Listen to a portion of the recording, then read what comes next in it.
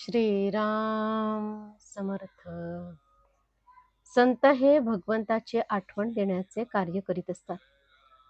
ज्याला सत्याचे ज्ञान झाले तो सर्वज्ञच बनला आणि जे या सत्याला धरून राहतात ते संत होत. संत आपल्याला मार्ग दाखवायला तयार असतात, परंतु आपला अभिमान आड येतो आणि आपण संतांना नावे ठेवतो. एक जण संतांना उद्देशून म्हणाला, तुम्ही आमचे नुकसान करता.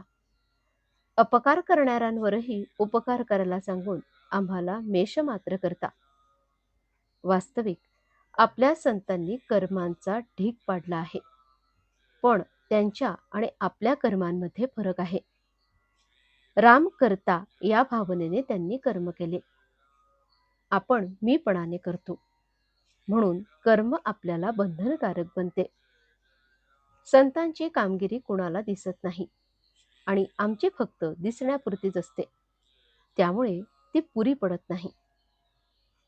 एखादा पुष्कळ ज्ञानी झाला, पण ते ज्ञान जर वृत्तीत उतरले नाही तर त्याचा काय उपयोग? जगाचे खरे स्वरूप समजून घेण्यासाठी जो सुखदुःखाच्या जाळ्यात सापडत नाही त्याच्याकडे जावे. तो साक्षीत्वाने राहून जगापासून अलिप्तच राहतो. कर्म करूनही तो अलिप्त राहतो. आपण मात्र सुखदुःखात गुरफटून जातो. संतांचे अंतःकरण शुद्ध असल्यामुळे त्यांची शिव्यांची भाषा सुद्धा न बोचणारी किंबहुना आशीर्वाद रूपच ठरते. सत्पुरुष काही विद्वान नसतात. अतिविद्वान मनुष्य कोणी सत्पुरुष झालेला ऐकिवात नाही. कुणी 8व्या वर्षीच घरातून निघून जातो, तर कुणी लग्नातून पळून जातो, तर कुणाला लिहायला वाचायलाही येत नाही. असे लोक सत्पुरुष झालेले आढळतात. संतांनी देह सोडल्यावर सुद्धा लोकांना त्यांचे अस्तित्व भासते. लहान मूल बाहेर खेळत असते, परंतु मध्येच त्याला आईची आठवण होऊन तिच्याकडे धावते. याचा अर्थ असा की मुलाला आईचे सूक्ष्म स्मरण सतत असते. तसा भगवंताचा चटका, तशी त्याच्या अस्तित्वाची जाणीव, तशी त्याची निष्ठा आपल्याजवळ पाहिजे. भगवंताची अशी तळमळ लागली की मनुष्य वेडा बनतो.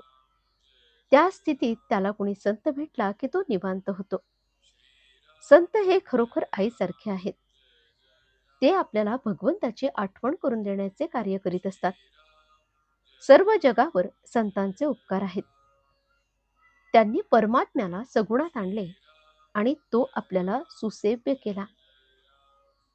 परमात्म्याला आपलासा करून घ्यायला नामस्मरण हे सोपे साधन दिले. एकनाथी भागवत, ज्ञानेश्वरी असे सोपे सद्ग्रंथ निर्माण केले आणि यथाशक्ती अन्नदान करणे हेच कलियुगात उत्तम साधन आहे असे सांगितले. या 4 गोष्टी आचरणात आणायचा प्रयत्न ज्याने केला त्याला काही कमी पडणार नाही, नेहमी समाधानच राहील. आजचे बोधवचन. जग संतांशिवाय असणे शक्य नाही. आम्हाला त्यांना ओळखता येत नाही. जानकी जीवन स्मरण. जय जय राम. श्रीराम समर्थ.